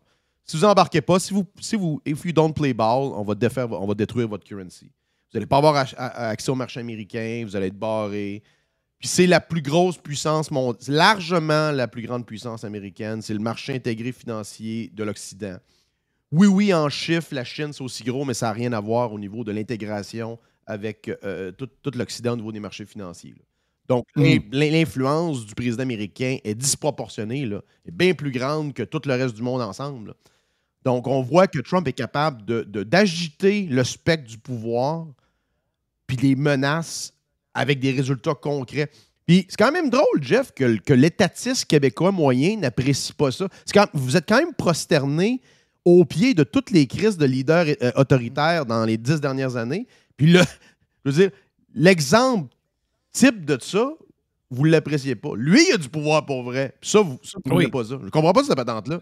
Comme vous devriez... Ouais, ils ont décidé que c'était le méchant. Là. Il n'y a pas de réflexion derrière ça. Ils ont décidé que c'était le méchant. C'est un Américain. Ouais, vous aimez ça, les décrets. Vous aimez ça, les décrets. Trump, il fait que ça, les décrets. Là. Oui. Il y a quand même puis vous aimez beaucoup le protectionnisme aussi. C'est des gens qui...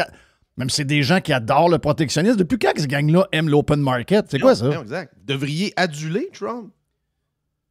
Je comprends pas cette partie-là. Mais long story short, c'est que nonobstant, oui, l'histoire de Reagan, la solution, c'est le libre marché. Il n'y a pas de question là-dessus. Je sais pas où ça s'en va. Là. Garde encore, pas d'annonce sur la Chine. Ils ont vraiment quand même...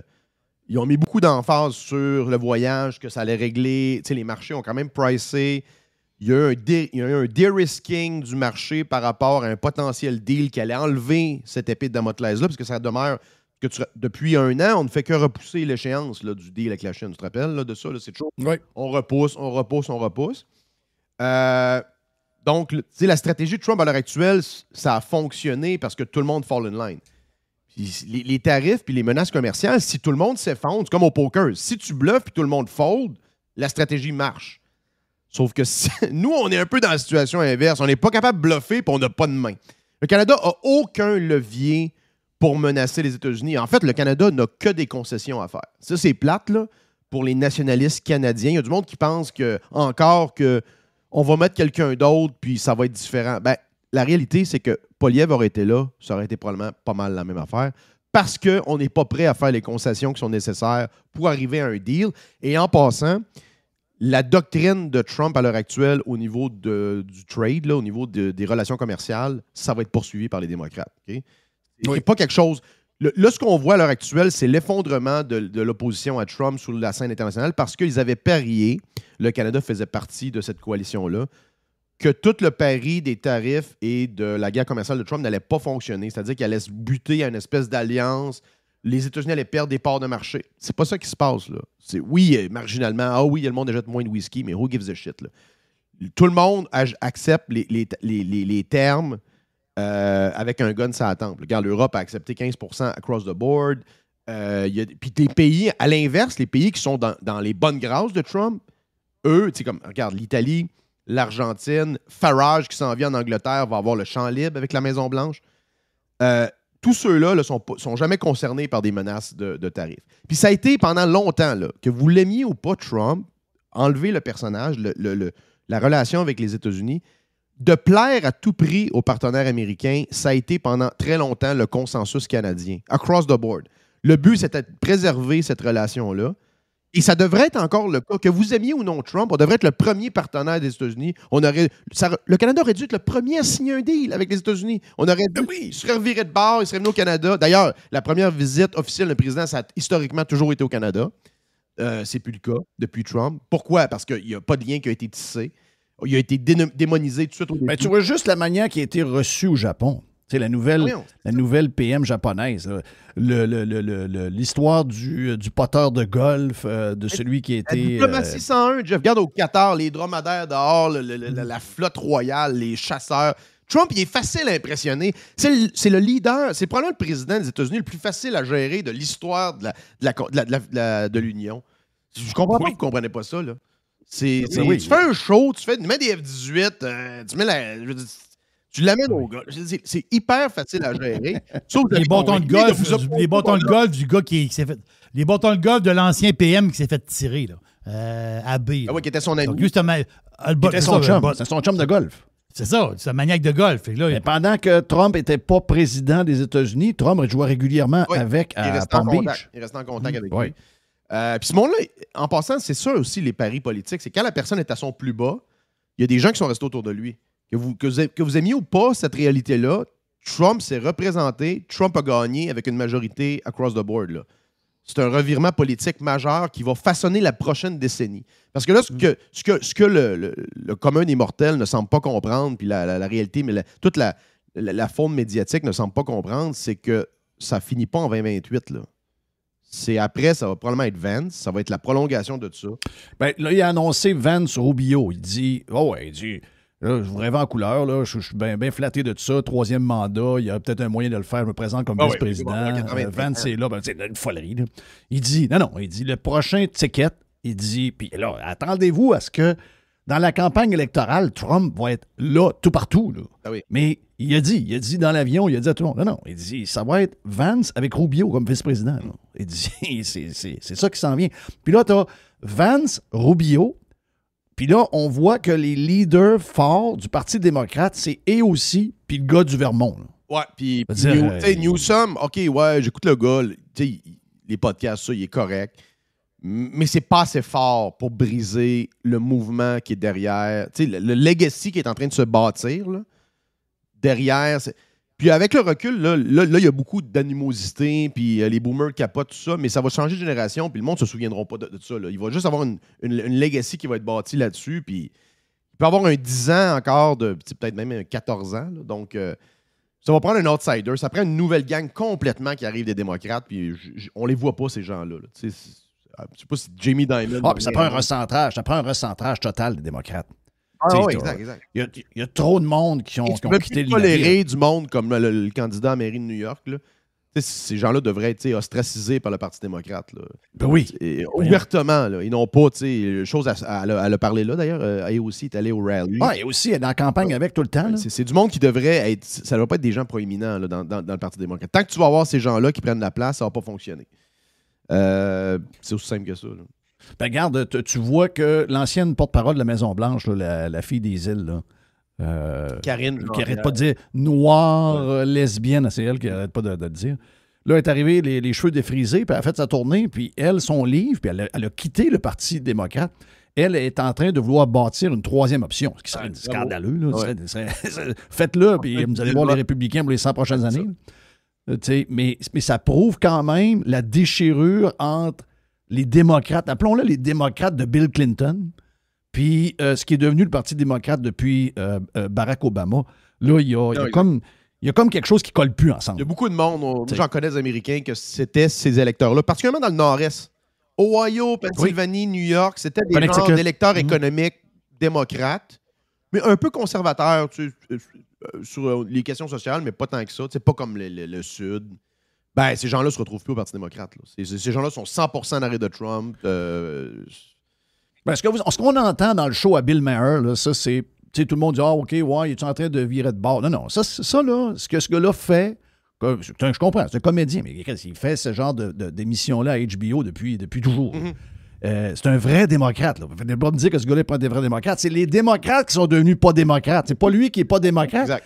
Mais lui, il représente beaucoup, beaucoup, beaucoup de monde. Beaucoup de monde. 100%. C'est la marge qui fait shifter. C'est pas mal le centre là, qui se promène d'un bord puis de l'autre. Là. Ça défait puis ça fait des présidents, ce monde-là. Exact. Oh yeah.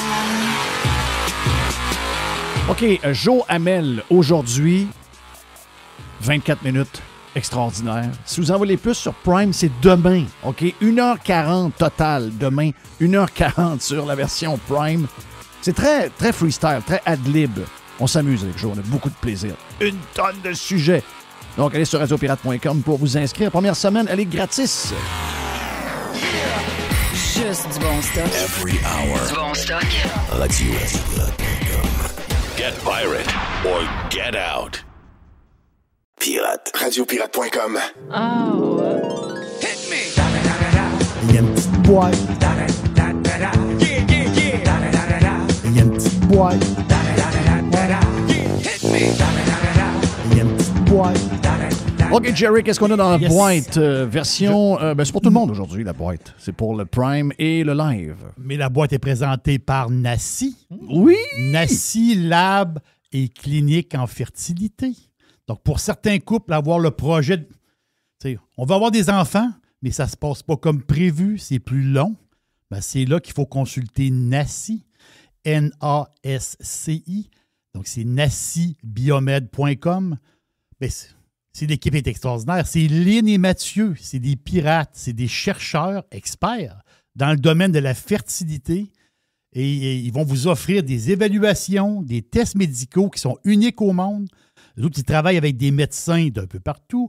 Ils supportent des cliniques de fertilité et des patients partout au Canada et même aux États-Unis. Donc, on peut contacter Lynn et Mathieu chez Nassi à nassibiomed.com. Puis, regarde, vous allez avoir une réponse. L'équipe est fantastique. Vous allez avoir une réponse très, très rapide. Ils vont s'occuper de vous. Puis, c'est des gens. C'est des pirates. C'est des pirates. Hey, je peux-tu rentrer dans la boîte? Ben oui, ben oui. Jerry, il me trouve tannant, Jeff. Il est tannant. Il me trouve tannant, je sais pas pourquoi. Il est tannant. Non, mais dans la boîte. Oui.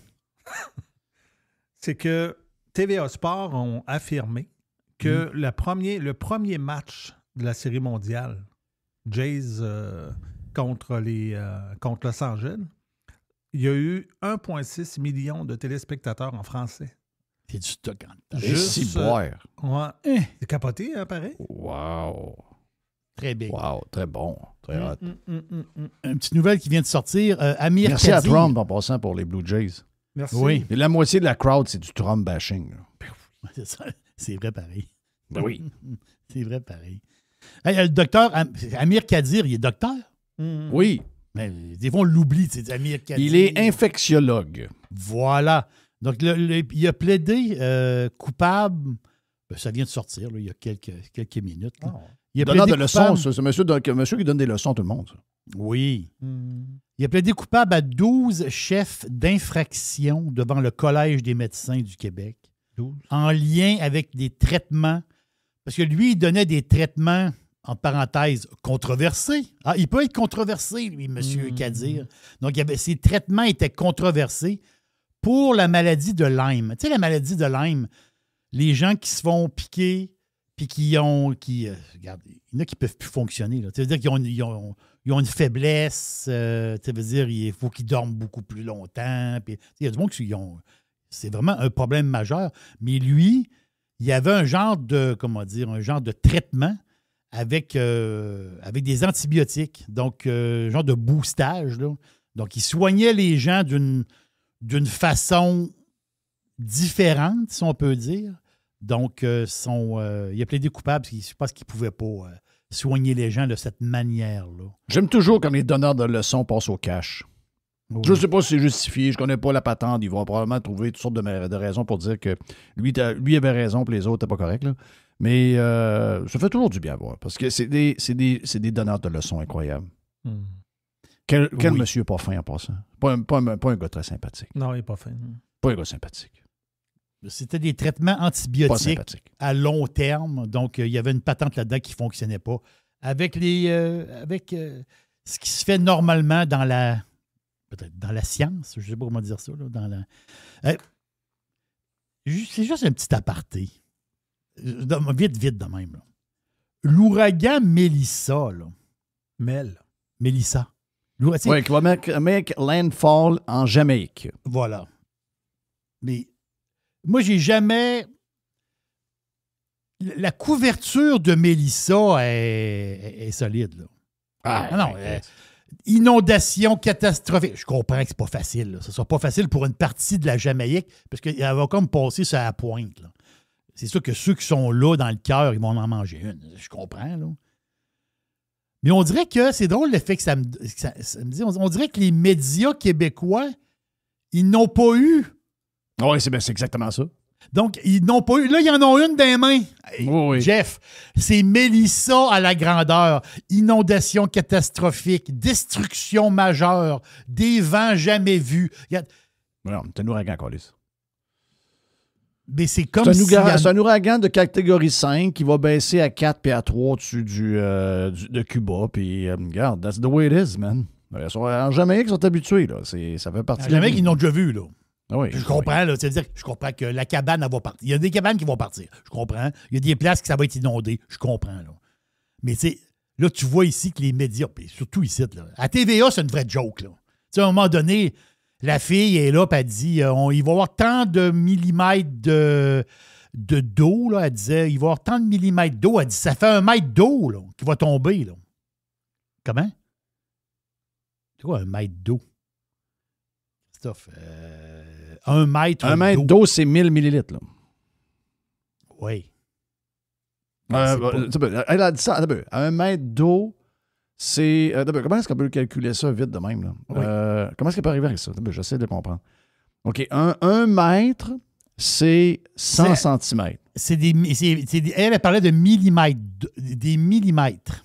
OK. Elle disait qu'ils peuvent avoir... C'est 1000 millimètres. Oui, mais elle disait qu'il allait avoir, ce qu'elle a dit, je crois, c'est qu'il pouvait avoir 100 millimètres d'eau. OK. Ça, c'est 10 centimètres. Voilà. Mais elle disait que c'était 1 mètre. Non, elle est mêlée, là. Il manque un bout. C'est 10 fois moins, là. Oui, c'est ce que je veux dire. Calme-toi, baisse la main. C'est parce qu'elle est à la TV, puis elle met la main élevée. Non, baisse ta main. C'est pas, il n'y aura pas 1 mètre d'eau au pouce carré. Là. Christophe, c'est pas le déluge de l'Arche de Noé. Là. Arrête. Là. Calme-toi. Mais ils veulent tellement...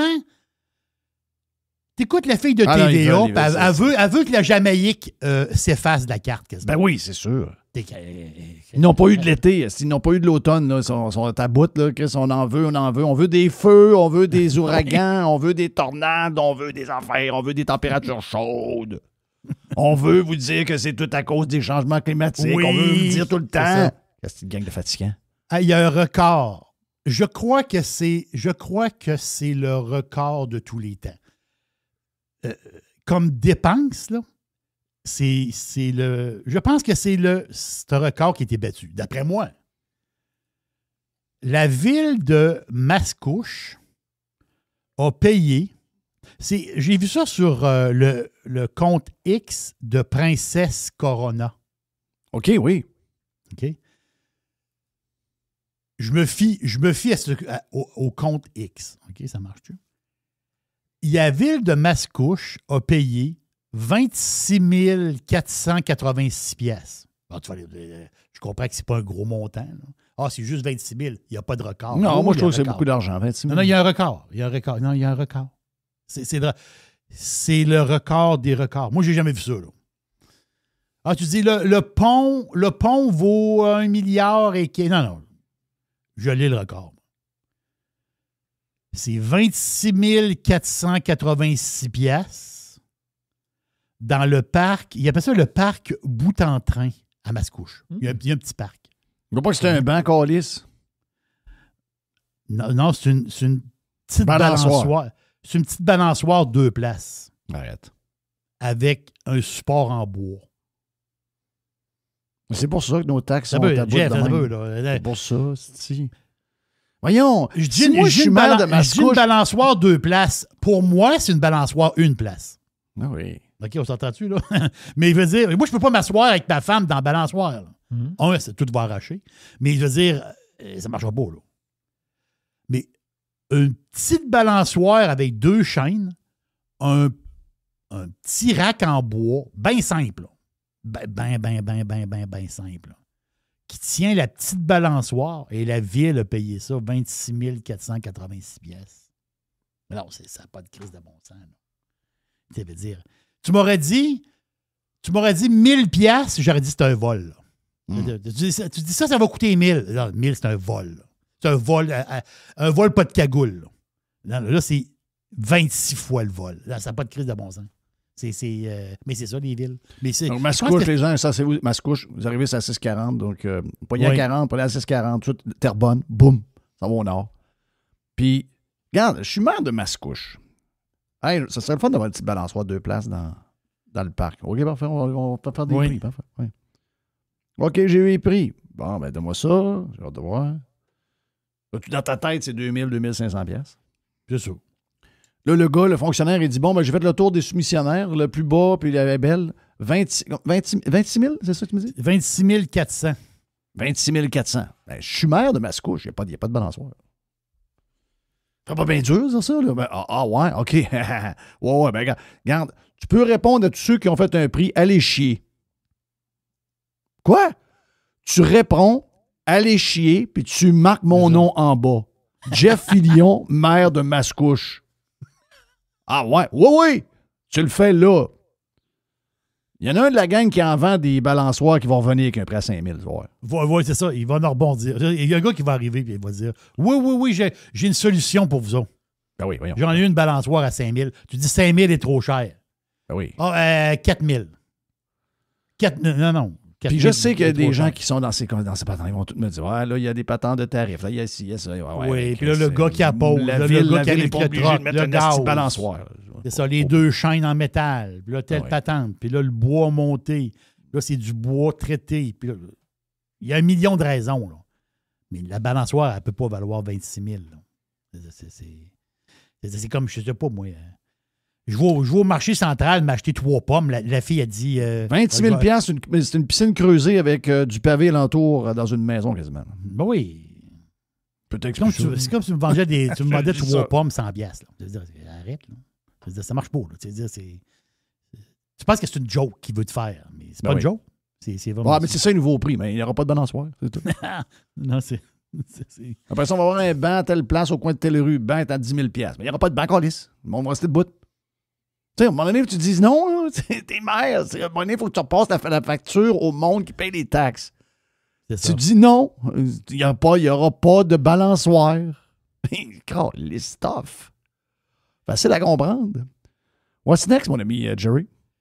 Canadien national, les trains. Ils annoncent des... ils vont couper des cadres. Oui, ils vont couper des cadres, des gestionnaires et des postes de direction. Tu sais, quand tu entends ça, tu sais, le CN, c'est immense, le CN. Ça veut dire, on parle de quand même de 6... C'est 6 % du personnel non syndiqué dehors.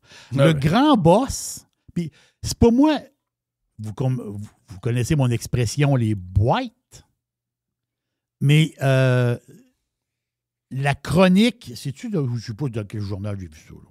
Mais il y a un journaliste qui parlait du ménage du Canadien national. Et il disait, le grand boss du CN, le vice-président de l'Est du Canada, donc il y a un vice-président, un gars en haut, là, de l'Est du Canada, a fait ses boîtes. Je capotais. Je dis, Caroline, il a pris mon expression. Il va voler mon expression. Donc, même un des grands boss de l'Est, ils ont plein de grands boss. Le CN, c'est le ménage à grandeur. C'est 400 gestionnaires et postes de direction. Pensez à ça, là. C'est des cols blancs. Ça veut dire on fait le nettoyage des cols blancs, puis après ça, syndicat is next. Voilà. Ben, tu sais, le code à la bourse, c'est CNR. Donc, CNR à Toronto, Canadien National Railroad. Voilà. C'est moins 8 % cette année là, en bourse. Là. C'est pas une bonne année. Sur un an, ça en bourse, là, c'est depuis janvier. Mais sur un an, on est moins 14. Ouais. Tu sais, mettons, d'octobre l'année passée à octobre cette année, c'est moins 14 %. Puis je comprends que Canadien National, ce n'est plus une compagnie qui est 100 % canadienne. C'est très américain aussi. 30 % de la business se fait aux États-Unis. Ouais. Donc, plus d'échanges, peut-être pas plus d'échanges, mais baisse des exportations de près de 8 en 3 mois entre le Canada et les États-Unis. Là. C'est directement relié au CN. Ça voyage par camion, puis ça voyage par train. Par train. Voilà, le CN est touché par ça, Jeff, épouvantable. Là. Oui. Donc, non, c'est pour ça que ça ne pourra pas toffer votre histoire, là, El Bozop. Ça ne toffera pas longtemps. Là. Non. Beaucoup de monde au chômage. À 2,5 de dividendes, le CN, c'est ça qui tient le stock. Le stock a baissé. Là. Mais c'est pas un stock qui varie beaucoup d'une année. Il varie un peu, mais en ce moment, il est dans le bas, mais c'est le dividende de 2,5 qui le donne, qui tient le stock. Là. Je vous le dis, enlève le dividende, le stock crash. Là. Ça, je vous le garantis. Là. Puis il y a beaucoup de CN dans les portefeuilles de gestionnaires de fonds. C'est-à-dire, le CN sur 5 ans donne moins 2 là. C'est de l'argent qui dort pas mal, ça. Là. C'est pas un bon placement. Là, c'est un genre de cage. C'est une cage à homard. Une cage à homard pour... C'est pas bon. Là. Mais là, c'est tout un ménage qu'ils font. Vraiment, c'est un très, très, très gros ménage. Hey, le voyage de... Mais le CN, c'est un peu gouvernemental, là. Oh, c'est un genre de mentalité un peu... Ça a été longtemps un genre de monopole. Là. Oui, exactement. Le Canadien Pacifique à travers. Il y avait comme des lignes comme priorisées. Ça a été développé un peu à la sauce Air Canada, ça. Là. Exactement. Oui, il y a un fond. Il y a comme un fond... Comme un fonds de société d'État, de la manière que c'était géré pendant longtemps. Là. Un peu comme Via Rail, à quelque part. Beaucoup de faiseux, beaucoup de monde qui tiennent le temps. Là. Et beaucoup de monde d'un bureau à gros salaire. On ne sait pas trop ce qu'ils font. C'est pas trop ce qu'ils font. Hey, le voyage de Trump au Japon. Okay? Oui, il a rencontré la madame, là, c'est-à-dire la nouvelle présidente. Ils ont quitté le baseball. Du Japon. Oui, ils ont quitté le baseball. C'est Naruhito. Il a rencontré l'empereur. Non. C'est ça, je m'en vais. Il a rencontré. T'as peu, là. L'empereur mesure 3 pieds. Ça c'est important. Là. Ça, c'est très, très important. Puis, ils n'ont pas parlé beaucoup des médias, je trouve. Hey, t'as un peu, là. Tu vas au Japon, puis Trump rencontre l'empereur. Pour nous autres ici, on ne comprend pas trop l'empereur, c'est un bonhomme. Non, vous ne comprenez pas. Là. Vous ne comprenez pas. Non. C'est pas un bonhomme, l'empereur. L'empereur, là, c'est 2000 ans de monarchie héréditaire. Là, t'as peu, là. L'empereur du Japon, il représente la nation. Le sang qui coule dans ses veines représente la nation japonaise. Nous autres, en tant que gros... Nous autres, c'est toute une petite famille. Là. Ils ont réussi à faire ça. Nous autres, on est... Je ne sais pas combien de millions. Au bout de 500 ans, il ne restera plus un calice. C'est ça. 2000 ans. Donc, quand tu vas au Japon, puis tu as le privilège... Attends un peu. Trump, là, c'est pas la première fois qu'il le rencontre. Trump, c'est la 2e fois qu'il le rencontre. Ben, il aime ça, eux autres. Il n'y a pas beaucoup... Oui, mais... Il n'y a pas beaucoup de politiciens, parce que Trump, oui, il est président. Ça veut dire, je comprends, président. Mais en réalité, là, puis je ne sais peut-être pas fin avec Trump, l'empereur n'est pas obligé d'aller le voir. Ben non. Il n'est pas obligé d'aller le voir. Il rencontre la présidente. Le PM. La PM. La PM. Mais l'empereur voulait le voir. La première fois, il voulait le voir une 2e fois. Parce que l'empereur, il dit, je veux, il dit, je suis fier, il a dit ça à Trump, il dit, je suis fier des bonnes relations que nous avons avec les États-Unis. My God! L'empereur dit ça à Donald Trump. Vous pouvez détester Trump, là, comme vous voulez, là. Mais ça, c'est historique. M'excuse. C'est incroyable. Parce que les gens, ils voient les faces de Trump, ils voient les patentes de Trump, ils voient les coups de gueule de Trump, mais ce que les gens ne savent pas, OK? Puis moi, j'ai j'ai une bonne connaissance qui est un ami très, très, très proche. Probablement un des plus proches amis de Donald Trump, OK? Il s'appelle David Frost, OK? Ex-joueur de la PGA sur le Champions Tour, peut-être un peu plus jeune que Trump. C'est un gars de l'Afrique du Sud. Ils sont très, très, très proches. OK? C'est le seul joueur de golf sur le circuit professionnel que Trump a commandité. OK? Et c'est ce que David me disait. Avant qu'il soit président, il disait « Hey, mais qu'on est à West Palm, ça est arrivé. Pas longtemps après, il est arrivé le début de sa campagne. Ça a été tout tombé à l'eau. Il dit « Faut que je te présente mon chum Donald. Tu vas capoter. » Il dit « Il n'est pas rien que bon à TV. » Il dit « C'est un likable person. » Il dit « Likable. » Tu comprenez ce que ça veut dire, likable? Oh, oui, c'est quelqu'un d'aimable. En français, quelqu'un de c'est adorable. En français, c'est adorable. Il est likable. Tu vas l'adorer. OK? Aimable, c'est ça. Les gens qui connaissent Trump, c'est un bon gars. C'est un gars le fun. Je sais que toute la game, comment c'est présenté, comment lui joue aussi un personnage, mais je suis certain que l'empereur, quand il est avec, il dit « Trump, je l'aime. Il est vrai, il est fin, il dit pas de bullshit. » C'est bon. Trump, il est aimé. Il faut que les gens comprennent ça. Là. Puis là, ceux-là qui n'aiment pas Trump, je suis en train de lire les articles. Qu'est-ce qu'il dit sur sa rencontre avec l'empereur? Ils disent qu'il n'a pas respecté le protocole. Ah, parce qu'il a mis la main dans le dos? Non, il y a deux affaires. C'est que quand tu rencontres l'empereur, normalement, faut que tu fasses une révérence. Faut que tu te penches la tête un peu. Okay. Ouais, puis Trump, il l'a pas fait. Il a fait Trump, il a levé, il a mis ses mains à chaque bord de lui. Il est sorti du char, puis il a mis ses mains en ouverture. T'sais. Puis aussi, il a serré la main. Ça a l'air que tu ne serres pas la main de l'empereur. Mais l'empereur, quand il a tendu la main de l'empereur était tout sourire, puis il a tendu la main. Oui. Au contraire, moi, je pense qu'ils ont de l'air à se connaître, ces deux-là. Là. Ben oui.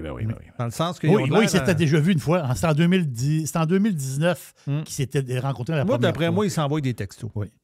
Puis Trump a dit, puis ça, c'est spécial, Trump a fait quelque chose que le monde fait pas quand il rencontre l'empereur. Ça, c'est du Trump. Puis moi, j'aime beaucoup ça. Là. Trump, il l'a invité à la Maison-Blanche. Il dit, il dit à l'empereur, le jour et l'heure que vous êtes invité à la Maison-Blanche, à votre journée et à votre heure, ils on va être là pour vous. Non, c'est historique, ça. C'est des détails, c'est du protocole.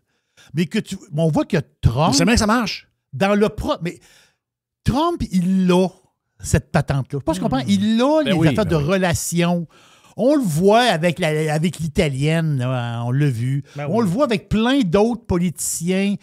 Il y a son côté bonhomme qui m'énervait dans le temps. Puis je te disais, moi, c'est le bout de bonhomme qui m'énerve. Mais je commence à l'aimer, son côté bonhomme. Où est-ce que il y a un côté, autrement dit, il sait prendre même si c'est le président des États-Unis, il sait comment faire avec des personnes, des étrangers haut placés. Il y a le tour, je ne sais pas comment dire. Il y a juste quand il rencontrait Trudeau, hein, on avait vraiment l'impression que dans la face de Trump, il avait envie de dire « Asti que t'es stupide, toi. » Oui. Il ne disait pas, là. Bon, il a probablement dû le dire en privé, mon ami. Oh, oui. Il l'a dit l'autre fois à l'ambassadeur de l'Australie. Oui. Il dit, l'ambassadeur d'Australie, il dit pas mal cave, lui. C'est ça. Puis le PM était là à côté, le PM d'Australie. Il dit, il es-tu là? Il dit, il dit là. Il dit, tu sais que je t'aime pas, puis je sais très bien que toi, tu m'aimes pas. Toi, tu m'aimes pas non plus, mais... Puis il a dit aussi, je pense pas que ça change. Ben moi, no bullshit, j'aime ça. Ben oui. Moi, j'aime ça, no bullshit. No fucking bullshit. Une affaire que j'ai vue sur X, justement, puis je sais que toi, tu le follow, Jeff. Gilles, c'est Gilles C qui s'appelle. Tu sais, le gars avec le masque de goaler des North Stars du Minnesota. Non, je le suis pas. Je l'ai peut-être dans une liste. Je l'ai dans une liste. Tu le vois passer. Dans une liste. Puis je le vois beaucoup dans For You parce que vu que je fais souvent des likes sur ces affaires, donc j'ai pas. Tu sais, quand tu suis des patentes puis tu fais des likes, t'as pas besoin de les suivre, t'es là d'en face pareil. T'es là d'en face, exactement ça. Puis, mais je l'ai dans une liste. Je l'ai dans une liste, effectivement. Des affaires le fun qu'il met, tu sais. Là, il a mis une photo. Là, il est très bon, lui. Il est très, très bon. Il a mis une photo de Montréal. Je crois que, en voyant la photo, là, je pense que c'est boulevard René Lévesque à Montréal. On voit la bâtisse de Radio-Canada. Puis, c'est en plein centre-ville de Montréal. Puis on voit René Lévesque. Et là, l'affaire, c'est qu'il y a de la circulation, puis il y a une ambulance. Puis là, l'ambulance, c'est comme en arrière des chars, parce que elle est comme pognée là, tu sais, d'ambulance, elle est comme pris un peu dans la circulation là, qu'il y a là, tu sais. Ça arrive souvent. Mais à côté, à droite, tu as une piste cyclable quasiment 2 fois la largeur d'un char. Mais la piste cyclable, il n'y a personne dessus. Au loin, tu vois un bicycle. Là. Puis le point de Gilles, c'est du masque de goaler des North Stars. Son point est excellent. Il y a souvent des bons points. Là. L'ambulance, elle peut embarquer sa piste cyclable. Là. T'as encore les acides de bicycle. Tu mets la sirène, Chris, t'embarques. La sirène, toi, c'est vous. Je dis pas que tu roules à 100 000 à l'heure sur la piste cyclable. Mais je veux dire, si l'ambulance est prise d'un bouchon, embarque sa piste cyclable, fait 1 kilomètre, puis rembarque après. Ça veut dire, Chris, il n'y a pas un crise de chat. L'ambulance est poignée là, les sirènes marchent, puis la piste cyclable est libre à côté, 2 fois large, Chris, comme deux chars. Mais oui, c'est pas bon. Sauf s'il voit, il bike ici, il y a une ambulance qui veut passer. Exact. Mais c'est pas compliqué. Oh non, il y a une piste cyclable. Oh non. Ah ouais.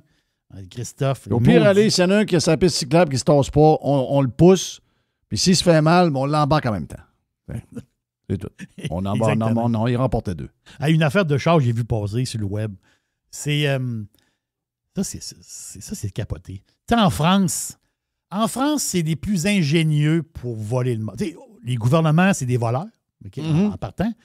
Mais je pense que les plus crosseurs et sournois, c'est la gouvernance française. C'est juste épouvantable. Mais nous autres, on s'en vient, par exemple. Oui. Là, ça discute là, pour te voler ton argent d'héritage. Ils veulent voler tout le monde. Pas ce qu'on comprend. Ils veulent. Non, les autres. En ce moment, c'est ça dans la merde. Puis là, ils se chicanent entre eux autres pour savoir c'est qui est le plus voleur puis les meilleurs trucs pour aller voler le monde. C'est des purs bandits. Là. Et là, la face, ils ont parti une nouvelle patente. Puis ici, je pense que c'est pas légal, mais ça pourrait l'être. Un décret, puis tu légalises ça. Là. On est très décret. OK, c'est ça. Ben, parce que il y a un policier en France. C'est une nouvelle patente. Là. Ça vient de sortir là. Ça fait pas longtemps. Un policier, pas 3-4 policiers, non. Un gars, un char de police, il a donné 500 contraventions en 3 heures. C'est peu, là. 3 heures d'ouvrage, 500 tickets de vitesse. Hein? Il y a un truc. Je sais que la France est bourrée de radars, tu sais, des radars photos comme on l'a. Il y a des radars partout en France. Mais le monde, ils savent où sont les radars photos. Fait que entre les postes de radars photos, il y a des kilomètres et des kilomètres et des kilomètres. Et là, le monde, il pèse sur le gaz un peu, puis ils savent où sont les radars. Non, c'est terminé. Là, à cette heure, ils ont le petit truc. Donc, c'est un char. C'est un policier qui est dans un char normal. OK? Mais en réalité, je dis char normal, quand tu regardes la voiture, c'est une berline normale. Tu regardes le char, c'est un char normal. Mais le char est bourré de radars et de puces et de caméras et de... Donc, le policier, il roule c'est sale. Sur l'autoroute à 100 km/h.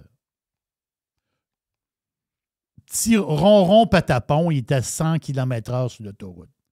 Toi, tu le dépasses. Bing, bing, bing. Tu le sais pas.